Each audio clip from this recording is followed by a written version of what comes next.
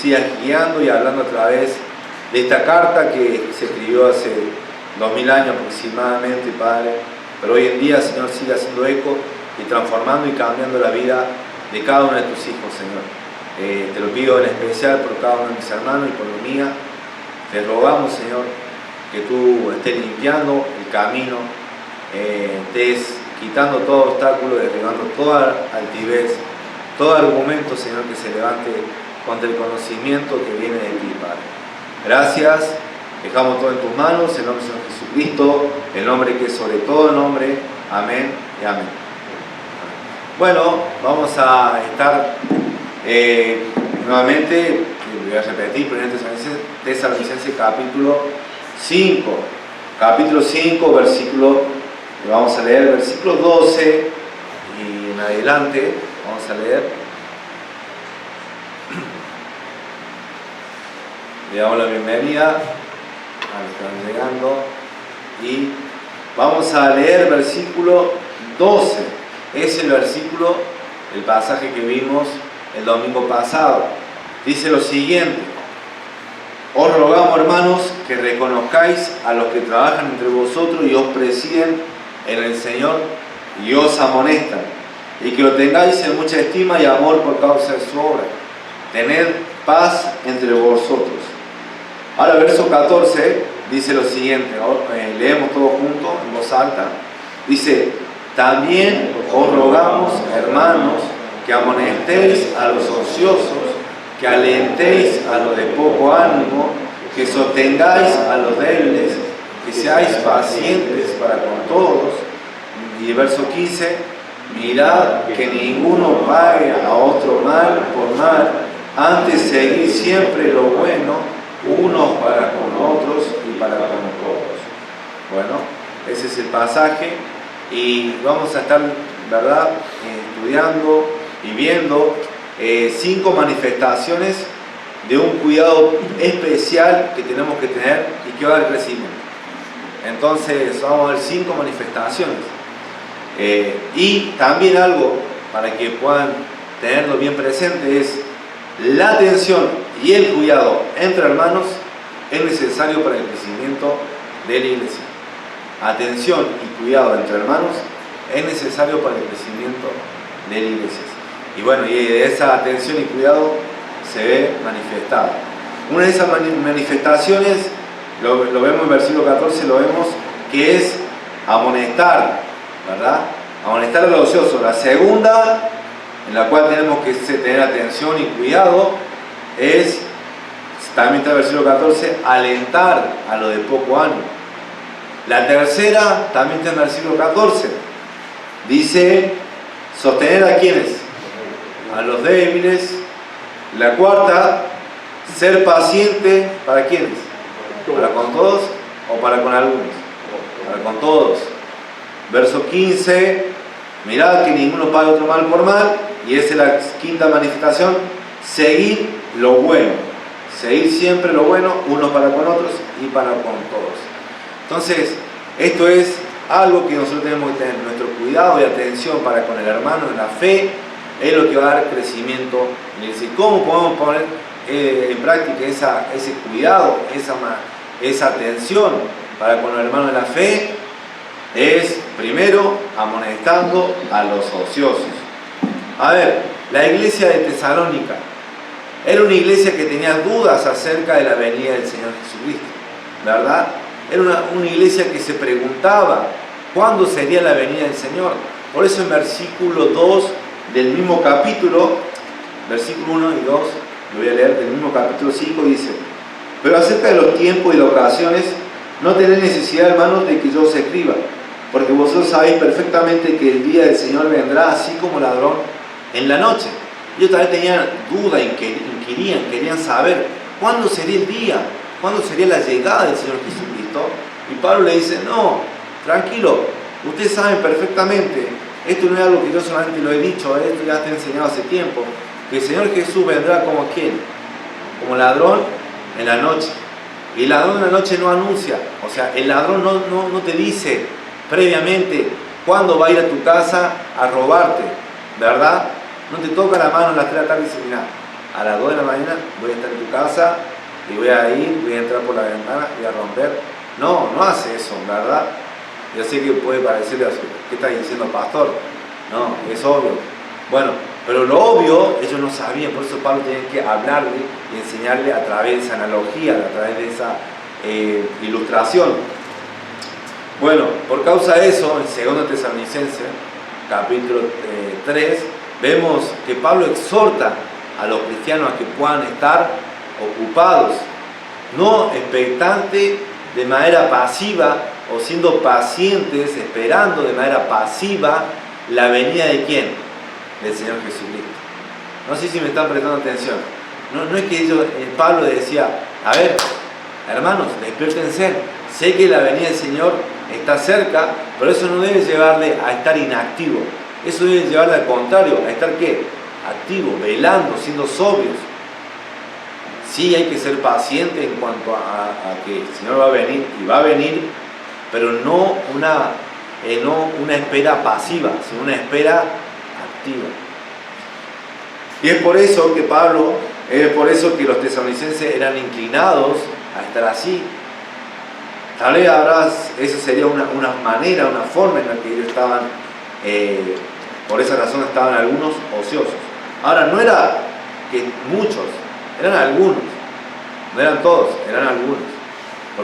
Y esto ahí habla a grupos en los que forman parte de la iglesia que están batallando con una área en su vida, lo cual no le va a dar crecimiento. Y eso es el punto. Porque este cuidado, esta atención que debemos tener los unos a los otros es para el beneficio individual, pero también beneficio corporal. ¿Me explico?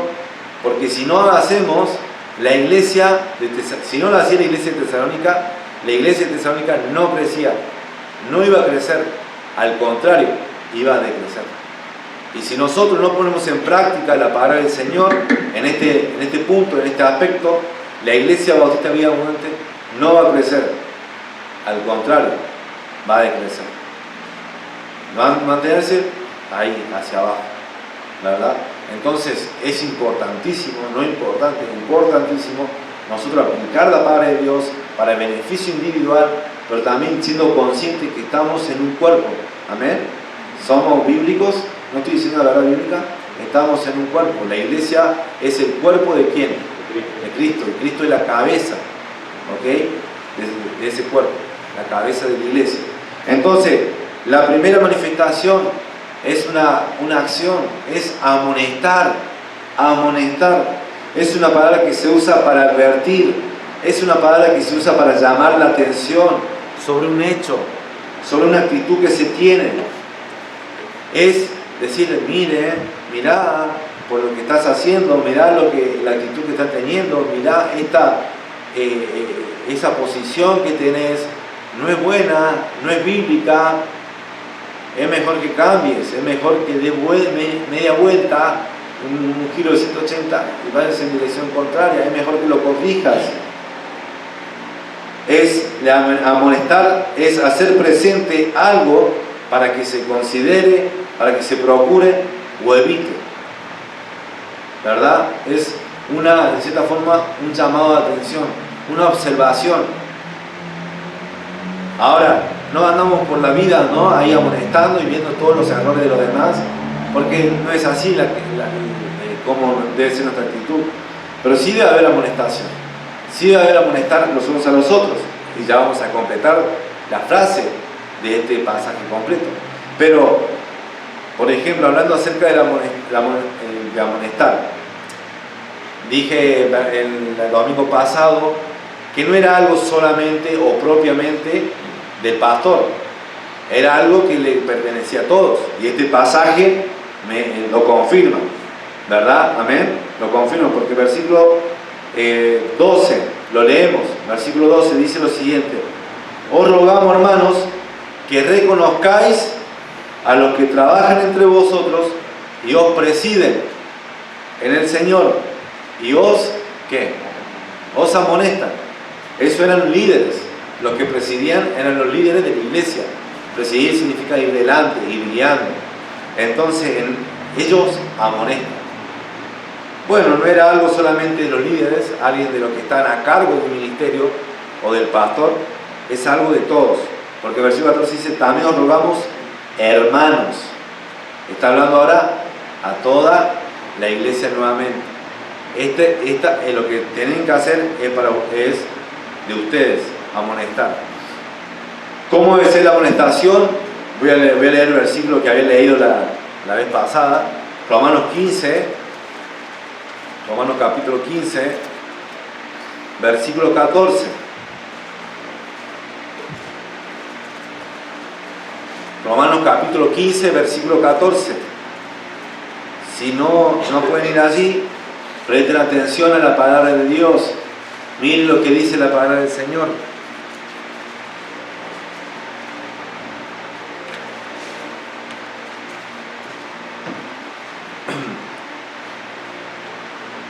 Romanos 15, versículo 14. Dice lo siguiente.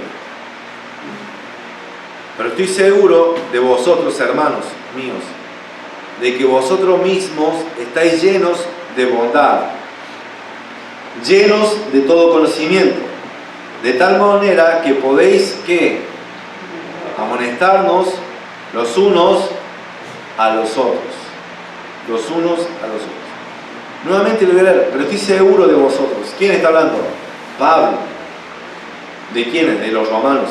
Hermanos míos, de que vosotros mismos estáis llenos de bondad. ¿Ok?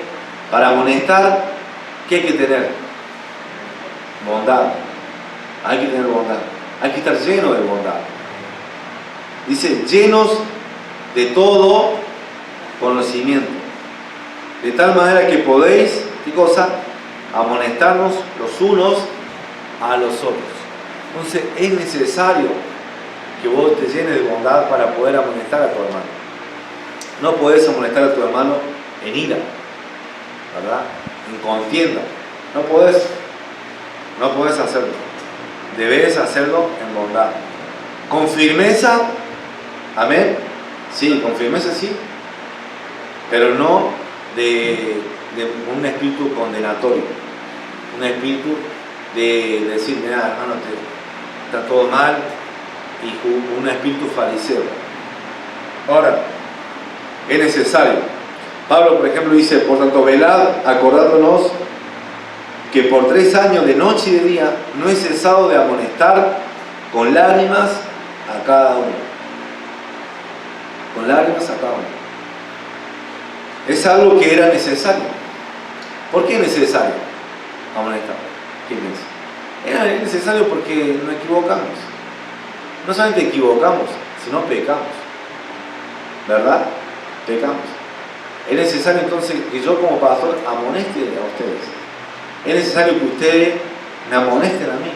Si estoy haciendo algo que es indebido, me tienen que llamar la atención. Y es necesario también que entre ustedes deben amonestarse los unos a los otros. Deben llamarse la atención. Es decir, hermano, mira lo que estás haciendo. No es bueno. Mira, observa, por favor. Y en el caso de Pablo, se veía el amor que él tenía. ¿Cómo amonestaba él? Con lágrimas. Dice, no es cesado amonestar con lágrimas a cada uno. Realmente él tenía un dolor, él tenía un sentir de tristeza cuando alguien pecaba. Cuando uno estaba mal en el Señor.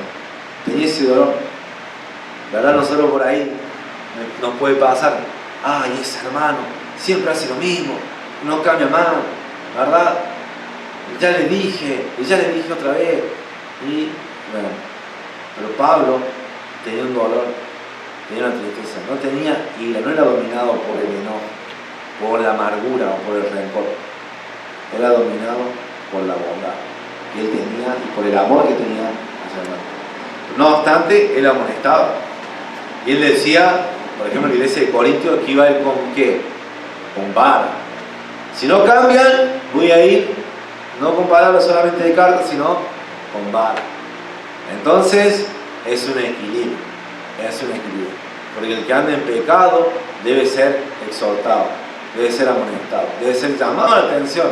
Decir, mira, hermano, lo que estás haciendo o lo que están haciendo no es bueno, no es de Dios. Ahora, acá esta acción o este cuidado, que ya dijimos que es el amonestar, era hacia alguien en especial, un grupo en especial. ¿A quiénes? A los ociosos. A los ociosos. Y ociosos, en la palabra que vemos acá, ocioso, está traducido de varios términos. Por lo general, son 3 términos en el original que está traducido como ocioso.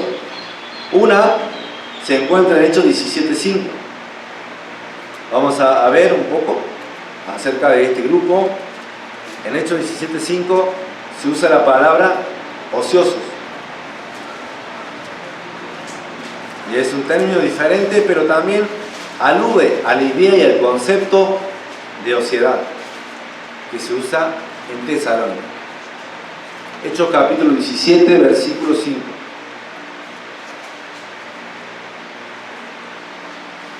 Dice lo siguiente. Bueno, este hecho y este suceso se da en qué iglesia? En la iglesia de Tesalónica. Es la fundación, el origen de la iglesia de Tesalónica. Dice el versículo 5. Entonces los judíos que no creían, estos eran los religiosos, los ultraortodoxos, teniendo celos, tomaron consigo a algunos ociosos, hombres malos, y juntando una turba alborotaron la ciudad y asaltando la casa de Jasón, procuraban sacarlos al pueblo. Esa palabra, adagio, es una palabra que es usada y atribuida a aquellos que frecuentan en la plaza, aquellos que frecuentan en los mercados. Claro, es como aquella persona que tiene mucho tiempo libre y está desocupado y se va a ¿dónde? A la plaza o al mercado para ver qué pasa, porque estoy aburrido. También es usado para aquel que sale a pasear, ¿verdad? Aquel que frecuenta y pasea en el mercado. Es el término, el significado de ese término. Por eso se ha traducido ocioso. Y no es real eso hoy en la actualidad, no digo de los hermanos en la fe, pero sí de que se ve en la calle. ¿Dónde se juntan los chicos? ¿Verdad? Por lo general, se juntan en la plaza. La plaza no es mala, pero aquellos que frecuentan la plaza para fumar, para drogarse y hacer otras cosas malas, o incluso hablar y pasar mucho tiempo allí sin hacer nada, en la plaza o en la esquina, ¿verdad? Entonces es como para pasar el tiempo. Ahora, otro término que se usa en la palabra de Dios es en 1 Timoteo 5:13. Está ahí cerquita de Tesalonicense, está 1 Tesalonicense, después está 2 de Tesalonicense, y luego sigue 1 de Timoteo, capítulo 5. Esto es hablando a las mujeres viudas. A las mujeres viudas, cómo debían tratar a ellas. Y a quienes, y también da un mensaje de exhortación, un mensaje de mandamiento acerca de cómo debían tratar a las mujeres que eran viudas. Versículo 13. Voy a leer el versículo 12 y 13. Dice, incurriendo así en condenación por haber quebrantado su primera fe. Verso 13. Y también aprenden a hacer ¿qué cosa? Ociosas, andando de casa en casa. Y no solamente ociosas, nuevamente ese término, sino también chismosas y entremetidas, hablando lo que no debieran. Bueno, ese término es algo se utiliza el término ocioso, pero es alguien que es infructuoso, alguien que no da fruto, alguien que es sin provecho. ¿Por qué sin provecho? Porque anda de casa en casa, anda hablando, enterándose de cosas que no le interesa y anda hablando y compartiendo en otro lugar. Se hace infructuoso. Se vuelven, como dice al final, entremetidas y chismosas. ¿Verdad? ¿Qué palabra? Eso a las viudas, sea, le da esta exhortación, pero se utiliza esa palabra, ociosas. Ese mismo término que está ahí en 1 Timoteo, también está en Mateo, para que se den una idea. Mateo capítulo 12. Mateo capítulo 12. Está Mateo, Marcos, Lucas, Juan, los primeros libros de la Biblia, del Nuevo Testamento, perdón. Mateo capítulo 12, versículo 36.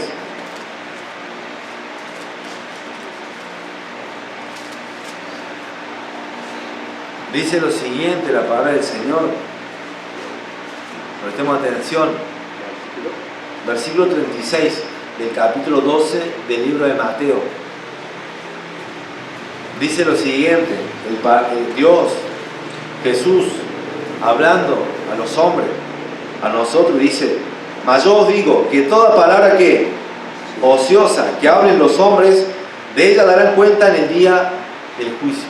Palabra que ociosa, palabra sin fruto, sin provecho, palabra que no vale nada, palabra que no cuenta, palabra que no vale, palabra que es sin fruto. Entonces, ese término ocioso también es atribuido a aquel que es sin provecho. ¿Saben por qué una persona se vuelve sin provecho? Por lo que leímos, por la superficialidad de sus actividades. Por ejemplo, la mujer que andaba de casa en casa, la viuda que andaba de casa en casa, entremetiéndose en lo ajeno, hablando en lo que no debería, se vuelve infructuosa por eso, porque no está ocupado en sus cosas, en sus quehaceres, en lo que Dios le ha llamado a hacer, en sus necesidades, en sus ocupaciones. ¿No tiene que hacer alguien, una persona algo? Sí, Dios le pone ahí siempre algo, una tarea delante de sus ojos, pero no se ocupan en otras cosas. Entonces se vuelve sin provecho. Una persona se puede volver sin provecho por la superficialidad de sus actividades. Uno puede estar ocupado y activo, pero esa obra, esa actividad es sin provecho. Por ejemplo, ¿no? Y esto ya es algo personal. Yo, por ejemplo, cuando era adolescente, veía en Crónica por la tarde la farándula. Veía a, no sé nombrar, Sesuna Lobato, veía hay un mago sin diente y todo eso. Y yo decía, esa persona, sí, ¿le pagan a ellos? Sí, le pagan. Ellos le pagan y hacen todo ese acto, ese show. Y los que lo ven, yo en ese caso era yo, y estaba ahí atrapado viendo que uno decía, hablaba en contra de aquel, el otro hablaba en contra de esto, se peleaban, se discutían, y yo me quedaba ahí y decía, pero es una actividad como sin provecho, tanto la de ellos como la mía. Ellos no le atribuyen nada, no le suman nada, no le atribuyen ningún valor como persona, en ninguno de los sentidos, ni hablar ni espiritual. Al contrario, lo denigran, lo degradan. Y también para los que lo ven, no te suman. Ahora me va a decir, uy, no debo ver nada de farándula, y sí, no veas. No te va a sumar. Mejor leer la palabra de Dios, amén. Mejor leer la palabra del Señor. Que estar enfocado o metido en los problemas de los demás, en los jugadores de fútbol, que se dijo aquel, entre los actores, ahí siempre ves eso, ¿no? Y le gusta hacer eso. Y no, entonces no es, por decir, es ocioso, es sin provecho, es sin fruto. No te vuelvas ocioso en ese sentido. ¿Por qué? No es estar inactivo, es estar activo en algo que es superficialidad, algo que es vano. Ahora, el término que se utiliza en Tesalonicenses, el pasaje que estamos viendo, es otro. Y esto es traducido, o puede ser traducido como desordenado. Es alguien ocioso por ser desordenado, por ser alguien que no tiene un orden, por ser alguien que no tiene una regularidad en su vida, ¿verdad? Es alguien que puede estar dominado por sus deseos o sentimientos y que no le permiten dar una estabilidad en su vida o una constante. Por eso Pablo le dice amonestar a los ociosos. Miren, de ese término se le decían a aquellos que abandonaban la guardia romana, el estar ahí en la fuerza o sea, militar, ellos le daban que cubran un lugar, que hagan de protección militar, ¿verdad? Y no podían salirse de allí. Ahora, las personas que se traducido acá como ociosa, eran aquellas personas que no podían mantener su lugar en su puesto de trabajo. Él debía cubrir ese lugar y él tenía que estar en ese lugar, y por esa razón, por ser desordenado, por ser alguien que no me voy a mantener su puesto allí, se iba a otro lugar, se iba a hacer otra cosa. Eso es ocioso en este sentido. Ahora, sé que acá hay algunos que trabajan de guardia. Y se imaginan eso, o sea, que tu jefe venga y después no te encuentre allí, sino que te encuentre, no sé, estando en el centro o estando al frente, hablando con el kiosquero o esto, y así aplicable para cualquier persona que haga guardia, en la salud o en la seguridad. ¿Qué pensás que te va a decir el dueño? ¿Qué te pensás que el dueño o el jefe, tu supervisor? ¿Te va a felicitar? No, tal vez te ponga una suspensión, tal vez te haga algo, te llame la atención seguro, ¿verdad? Bueno, eso es alguien que era ocioso en este sentido. En 2 Tesalonicenses capítulo 3, que se utiliza algo similar, un derivado de este mismo término, capítulo 3 de 2 Tesalonicenses, verso 6.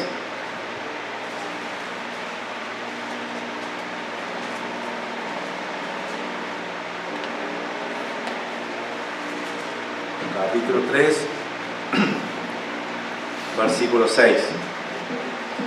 Dice lo siguiente: pero os ordenamos, hermanos, en el nombre de nuestro Señor Jesucristo, que os apartéis de todo hermano que ande, ¿qué? Desordenadamente. Bueno, ese término se utiliza en el texto que leímos. Y no según la enseñanza que recibisteis de nosotros. Entonces, el hermano, dice que hay que apartarse del hermano que anda desordenadamente. Puede ser traducido también el hermano que anda ociosamente. Es el mismo término, en el original. Verso 11, porque el término ocioso es aquel que es desordenado, aquel que no puede aguantar la guardia, aquel que no puede mantener su puesto de trabajo. Verso 11, porque oímos que algunos de entre vosotros andan, ¿qué? Desordenadamente, no trabajando en nada, sino entremetiéndose en lo ajeno.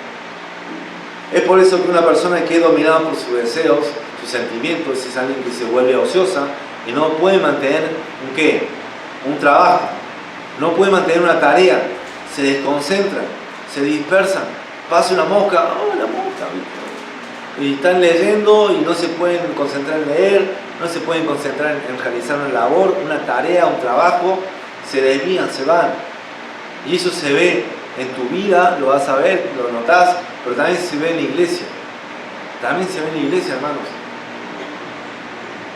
Entonces, la Biblia de Pablo llama y exhorta al mismo grupo, porque 1 Tesalonicenses, después 2 Tesalonicenses, es la misma gente, son dos cartas diferentes, una viene después de la otra, pero le dice: no anden ociosos, no anden desordenadamente, no anden de aquí para allá.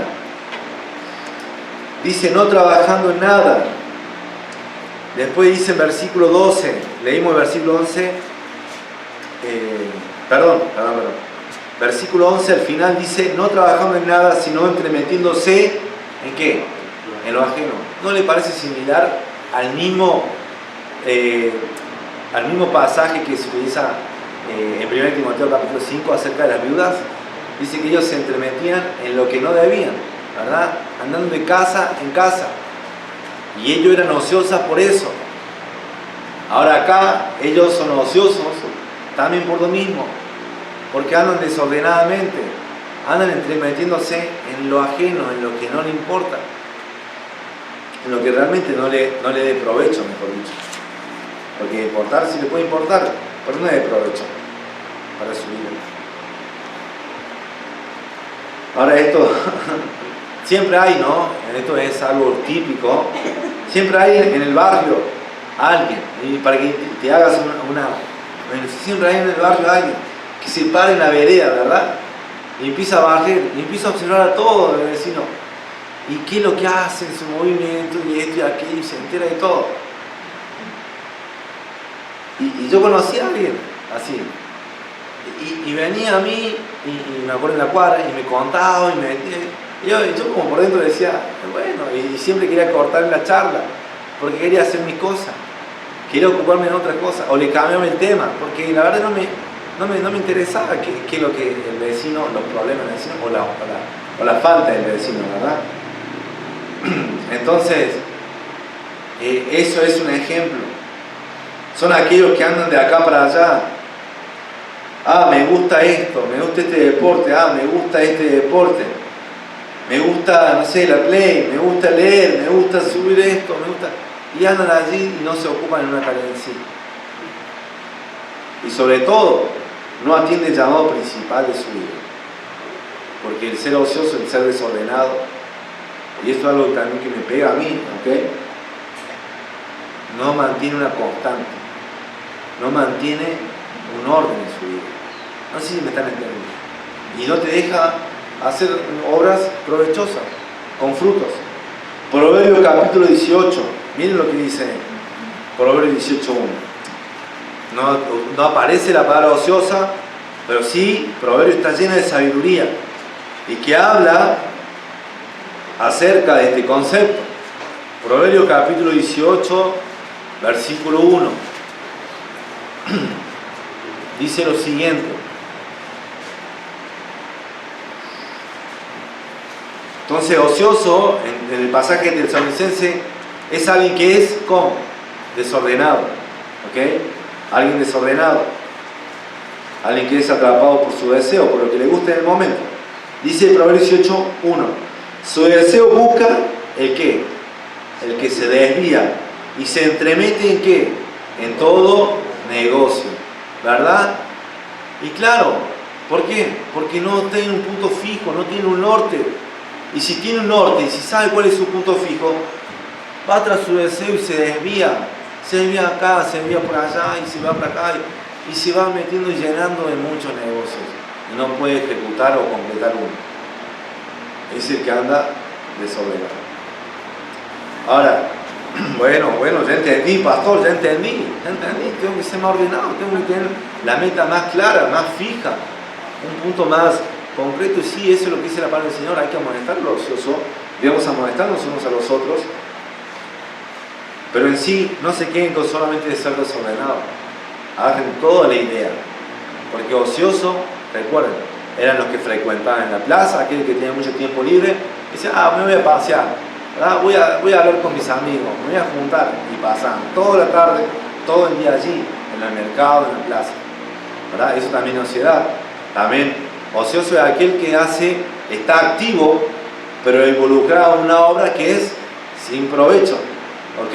Una obra que es infructuosa, que no va, ni no suma, ni resta, es ahí, vano, superficial, y abandona en lo que es importante.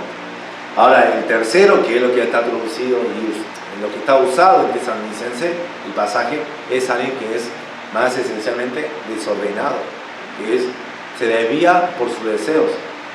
Ahora te hago esto, te digo esto, si estás desordenado es porque no tenés un norte, no tenés un punto fijo hacia dónde ir, un propósito, y por esa razón te desvías por tu deseo. Si tu objetivo y tu meta es, por ejemplo, los chicos que están en la secundaria, es pasar de año, ¿qué tenés que hacer para pasar de año? No quieren decir, tienen que estudiar, ¿no? Los adultos dicen eso y seguramente saben porque se han llevado materia y esto. Tienen que estudiar. Tenemos todo lo que pasó en la secundaria, tenemos que estudiar. Y si no estudias, ¿qué pasa? Vas a desaprobar y no vas a cumplir tu meta, que es pasar de año. Aprender. Pedirle a Dios que te aclare, que te muestre la misión, la visión de tu vida, ¿verdad? La misión de tu vida. Esto es algo diferente es algo igual, similar, pero desprende de la Biblia. Porque claramente la Biblia dice que nosotros, cada uno de nosotros debemos glorificar ¿a quién? A Dios. Debemos glorificar y exaltar a Dios. No vivimos para el trabajo, no vivimos para la familia, no vivimos ni siquiera para la iglesia, hermanos. ¿Ok? ¿Vivimos para quién? Para Dios. Dios nos pone en una iglesia, amén. Sí, nos pone en una iglesia. Tenemos que ser servidores dentro de la iglesia, sí, unos a los otros, sí. Y tienes que ponértelo como meta, tienes que servir la iglesia. Pero ese no es tu propósito principal. El propósito principal es vivir para Dios. El trabajo es algo bueno y que Dios te lo pone, sí. El que no trabaja tampoco, ¿qué? Coma. Y estamos hablando también de la sociedad, entonces va en consonancia. Pero aquella persona que vive para el trabajo y no vive para Dios, no vive para Cristo, se está olvidando, está dejando de lado a Cristo, ¿verdad? La familia, no, pastor, con la familia no te metas, no. Como escuchaba, la familia es lo más sagrado que en la vida, dicen, ¿no? Acá, sobre todo en la cultura latinoamericana. Tal vez te va a Europa o África y tal vez la familia es algo de menor importancia. Pero la familia, aún así, no está por encima de Dios. A buscar primeramente ¿a quién? A Dios y el reino de Dios y su justicia, perdón. Buscar las cosas de arriba, ¿verdad? Poner la mira en las cosas de arriba. Entonces, todas las cosas que yo mencioné, que son buenas en sí mismos, pero Dios está por encima. Y ese es tu norte. Pedirle a Dios que sí, que te aclare cómo debes cumplir ese propósito mayor. Cómo debes cumplir lo que Dios te manda. Y Dios nos manda a evangelizar, Dios nos manda a discipular. Hay propósitos y hay objetivos. El de Pablo, por ejemplo, era de ganar a mayor número.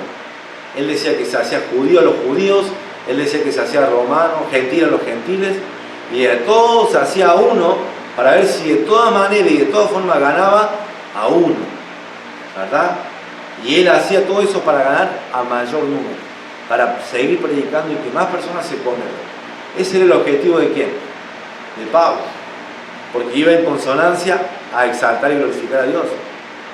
Dios se alegra, se pone contento cuando una persona se convierte de las tinieblas y pasa de las tinieblas a la luz. ¿Se alegra? Sí, más gozo hay en el cielo por un pecador que se arrepiente que por 99 justos que no necesitan de arrepentimiento. Dígame si Dios no se pone contento, y los ángeles y el reino de Dios se ponen contentos por un alma que se arrepiente, que va a los pies de Jesucristo. Entonces eso es una forma de ganar, una forma de cumplir tu propósito. Estás en el trabajo, habla de Cristo. No lo veas solamente, el trabajo, ¿verdad? Tengo que ir a trabajar, ¿verdad? ¿Por qué Dios hizo el trabajo? ¿Por qué tengo que trabajar? Se pueden preguntar. Dios te ha puesto ahí y te ha puesto allí en ese trabajo para poder exaltar a Cristo en tu lugar de trabajo. ¿Cómo? Bueno, ¿a quién tiene que pedirle? A Dios. Yo no soy el Espíritu Santo. ¿A quién tengo que pedirle? A Dios. El Espíritu Santo va a guiar cómo. Vos podés hablar de Cristo. ¿Cómo vos podés ser una luz allí en tu trabajo? Seguramente te va a aclarar por medio de la palabra. Así que no esté desordenado, no andemos desordenados, hermanos, no estemos ociosos. No. ¿Saben por qué? Hay gran peligro en eso. Hay gran peligro. Por eso dice, no sé si notaron, en versículo 14 dice, también os rogamos, hermanos, que amonestéis a los ociosos. Después, que alentéis a quienes, a los de poco ánimo. ¿Le dicen amonestar a los de poco ánimo? No, le dicen aliéntelo a los de poco ánimo. A los ociosos, ¿por qué le dicen amonestarlo? ¿Por qué será, no? Yo pienso, tal vez porque pensarán que están bien, pensarán que no pueden cambiar su vida, pensarán que no necesitan cambiar su vida. Piensan que, estar así está bien, no pasa nada, no pasa nada. Pero sí pasa, hermanos, hay grave peligro, Hay gran riesgo y grandes peligros a la vuelta que te pueden venir. No estés desocupado, ocupate en la palabra, y ya lo vamos a ver eso, pero no estés desocupado. ¿Saben por qué no estés desocupado? Porque entra la tentación. Viene la tentación. Vos trabajás, todo terminado la labor, la jornada de trabajo, transpiraste, sudaste, llegas a tu casa, te bañas, te relajas. Y ahí, ¿verdad? Ahí, eso la quieren ustedes. ¿Qué es lo que hacen ustedes ahí? ¿Qué es lo primero que hacen, no? Es relajarse y seguir sus actividades ociosas o agarrar el santo y bendito libro por el cual Dios te va a hablar. ¿Qué es lo que haces? ¿Te relajas? Bueno, ahí tienes que tener cuidado porque ahí es una puerta. Ahora, relajarse está bien, descansar está bien, pero le estoy diciendo que si mantenemos una vida desordenada y ociosa, va a entrar la tentación. ¿Dónde dice eso, pastor? Se ve muchos ejemplos. Uno de esos ejemplos es 2 Samuel. 2 Samuel, capítulo 11. Es una historia muy conocida, muy famosa. Bueno, está en el Antiguo Testamento. Bueno, todavía algunos se pierden, pero les animo a que puedan saber los libros de memoria, ¿verdad? De la Biblia. El domingo pasado tuvimos a una de las alumnas de la escuela dominical que decían de memoria los libros del Antiguo Testamento. Así que es una manera de animarles. Si ellos siendo niños, cuánto más nosotros siendo grandes tenemos que dar el ejemplo a los más chicos. Amén. 2 Samuel capítulo 11, versículo 1 y 2 dice lo siguiente. Aconteció el año siguiente, en el tiempo que salen, escuchen esto, en el tiempo que salen, ¿quiénes? Los reyes a la guerra. Ese es el tiempo de la guerra. Los reyes salían a la guerra. Dice que David envió a Joab y con él a sus siervos y a todo Israel y destruyeron a los amonitas y sitiaron a Rabá. Pero David, ¿qué hizo? David, ¿quién era? Era un rey. Se quedó en Jerusalén. Y verso 2, y sucedió un día, al caer la tarde, que se levantó David de su lecho. ¿Qué quiere decir esto? ¿Que se levantó de qué? De dormir, de descansar. ¿A qué hora? A la tarde. ¿Verdad? Durmió que la siesta, ¿no? Ahora dormir la siesta. No es pecado dormir siesta, pero bueno, ya saben. Dice, y se paseaba ¿sobre qué? Sobre el terrado de la casa real. Y vio del terrado a una mujer que se estaba bañando, la cual era muy hermosa. Ahora, no estoy haciendo que esto es pecado, porque ese no era el pecado. ¿Cuál fue el pecado de él? El cometer adulterio, tanto en el corazón como luego físicamente, porque él manda a buscarle cuando ya adulteró en su corazón. Eso dijo Jesús. Cualquiera que mire a una mujer para codiciarla, ya adulteró con ella, ¿dónde? En su corazón. ¿Dónde dice eso? En Mateo capítulo 5.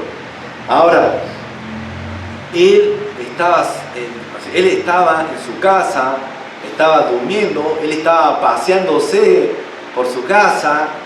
Es lo mismo que lo que leímos. ¿Quién eran los que se llaman ociosos en el Nuevo Testamento? Eran los que frecuentaban muchas veces ¿dónde? En la plaza, los que se paseaban por el mercado, los que andaban mirando, pasando el rato. Bueno, hay que tener cuidado, hay que estar alerta cuando hay ese tiempo de relax, ¿verdad? Porque puede entrar la tentación. Puede entrar la tentación. En el caso de David, entró la tentación allí. En el tiempo que salen los reyes, ¿a dónde? A la guerra. David era un rey. Él no tenía que pelear, él solamente tenía que estar ahí presente, guiando a los pueblos, dándole orden. Pero allí, en el campo de la batalla, no desde lejos, porque esa era la costumbre, ese era su deber como rey. Entonces hay que tener cuidado, hermanos. No hay que estar ocupados porque la tentación se hace presente. ¿Se puede estar ocupado leyendo se puede estar descansando leyendo la Biblia? Sí, se puede estar descansando. ¿Se puede estar descansando, orando? Sí, sí. trae paz al corazón. Otro grave peligro de estar ocioso, dice en Proverbios, capítulo 6,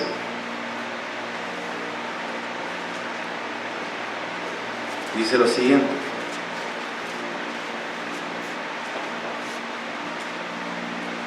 Proverbios capítulo 6.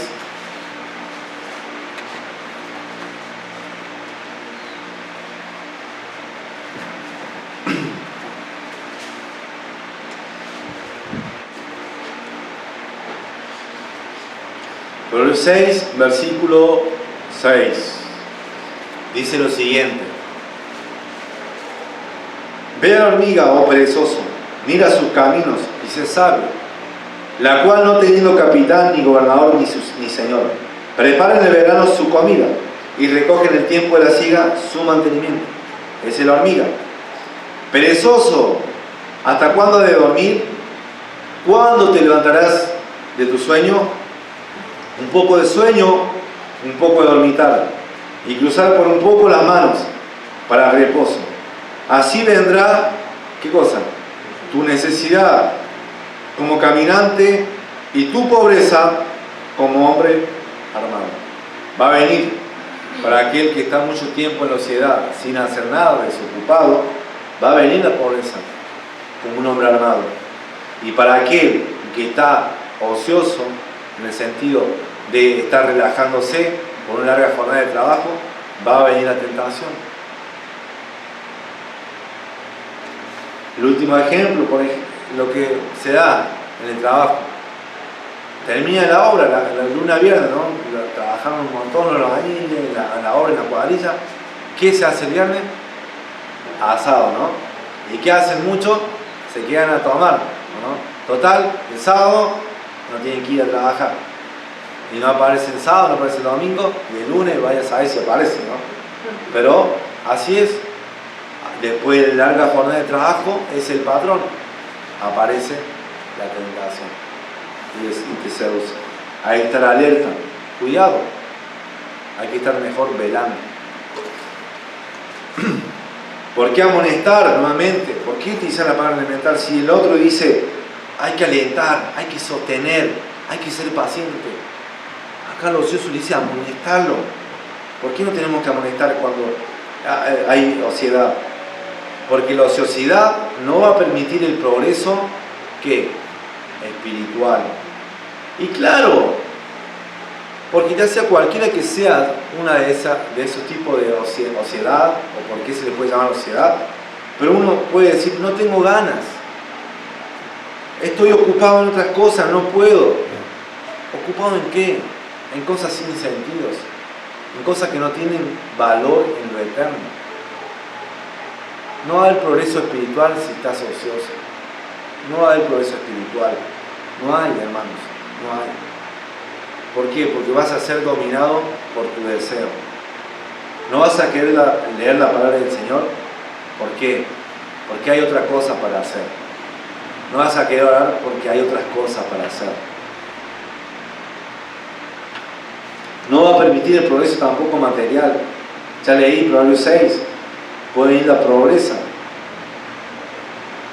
No vas a querer, no vas a poder cumplir tus objetivos. Ahora, este nuevo año, si nos damos a la sociedad, no te va a permitir cumplir los objetivos para este año. Yo doy gracias a Dios que por lo menos un objetivo, dentro de muchos que me plantea, otros no lo cumplí, pero a uno sí, es leer la palabra de Dios, ¿verdad? Completa. Había terminado en febrero y ahora quería terminarlo para el fin de año. Y voy por 1 de Pedro capítulo 2 en el Nuevo Testamento, y voy por Jonás capítulo 1. O sea, en el Antiguo Testamento voy por Jonás, ya me quedan los profetas menores. En el Nuevo Testamento voy por 1 de Pedro, me queda 2 de Pedro, 1 de Juan y después Apocalipsis, ¿verdad? Estoy ahí cerquita, oren para que lo termine. Pero hermanos, no se concreta, no se concluye algo si vos no te aplicás, si vos no te propones, decir voy a leer la palabra de Dios, me voy a levantar, no voy a agarrar el celular, no voy a prender la tele, no voy a permitir que nada me distraiga y voy a leer los 3, 4, 5 capítulos para que me permitan a fin de año decir, lo logré, lo terminé. Amén. Espero que se propongan esas metas, esos objetivos para el año 2025. Que no todos tus objetivos sean tener la casa, tener el auto, tener un título, que me aumenten el sueldo, todo relacionado a lo material, que lo cual es bueno, lo cual es bien, no es malo, no es pecado. Pero proponete también cosas espirituales, amén. Propónganse y sepan que la ociosidad o la pereza pueden ser un obstáculo, van a ser un obstáculo. Hermanos, si hay hermanos que son ociosos, no van a poder guiar a los hermanos que son nuevos en la fe. No van a poder guiar. ¿Por qué? Porque si nosotros somos ociosos, no vamos a poder, ¿saben por qué? Porque para enseñar en una clase, para servir en un ministerio, tiene que ser ¿qué? Aplicado, ¿verdad? Se requiere ¿qué cosa? Compromiso. Amén. Se requiere compromiso. Por ejemplo, compromiso en el sentido de preparar la lección, compromiso en el sentido de estar presente. Hace falta preparar un jugo, preparar la merienda, se necesita ese compromiso. Y el mío también. Vamos a terminar con un pasaje que dice 2 de Pedro, capítulo 1.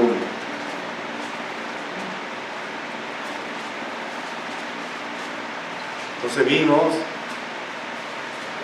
Pablo exhortando a los hermanos a que haya amonestación entre ellos, pero principalmente haya amonestación a los ociosos. Así ahora vamos a leer 2 de Pedro capítulo 1, versos 5 y 8. Dice lo siguiente: vosotros también poniendo ¿qué cosa? Toda diligencia. Por esto mismo añadid a vuestra fe virtud, a la virtud conocimiento, al conocimiento dominio propio, al dominio propio paciencia, a la paciencia piedad, a la piedad afecto fraternal y al afecto fraternal amor.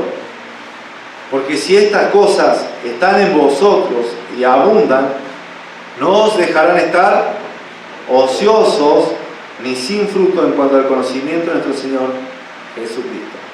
Hermanos, si nos aplicamos en estas virtudes, no nos van a dejar estar ociosos. Es decir, no vamos a ser sin provecho. ¿Ok? Seamos diligentes en lo espiritual. Sí, sé diligente en tu trabajo, sé diligente en tu familia, sé diligente, cosas que te miren y digan, wow, qué buen trabajador. Pero hermano, también aplicate las cosas espirituales. Porque si no te aplicas las cosas espirituales, también va a influenciar y va a haber consecuencias en tu trabajo y en tu familia. Y eso es cierto, porque va a aflorar en tu vida personal, va a aflorar de una u otra manera. No seas alguien sin provecho, da fruto. No seas una persona que es ociosa y no hay fruto en su vida. Sea una persona aplicada, diligente en las cosas espirituales, va a haber fruto. Y eso aplica a los que tienen trabajo y a los que también no tienen trabajo. Dios le va a dar una obra, una labor para qué hacer. Levantar los campos. Miren, ya están los campos blancos. Levantar la mirada, ya están los campos blancos. Listo para trabajar. Listo para ponerse manos a la obra. Dios te da la obra, te da un trabajo. No hay que estar preocupado, hay que estar ocupado. ¿Ok? Oremos. Padre Celestial, gracias por tu consejo para este nuevo año, Señor, que se acerca, que podamos estar con la mente de estar ocupados en los quehaceres del reino. Sí, y eso incluye trabajar, eso incluye atender la familia, eso incluye estar acá en la iglesia sirviendo. Y si hay alguien aquí que no está haciendo eso, que lo haga, Padre, porque está en pecado. desatendiendo áreas en su vida, la cual no debe desatender por el desorden que hay en su vida. Que pueda sanar y curar eso, Padre. Pero principalmente ese orden, ese dominio propio, el estar diligente, va a venir una relación personal con Jesucristo.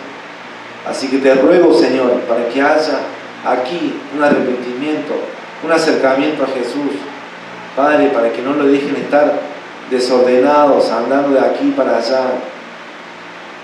y terminando el año y que les pregunten ¿qué hiciste? Y no sepan qué contestar porque estuvieron muchas cosas. Padre, que puedan decir al fin de año: he terminado la Biblia, de leer la palabra, he orado por estas peticiones y Dios me la contestó, porque perseveré, fue diligente. Señor, que haya eso.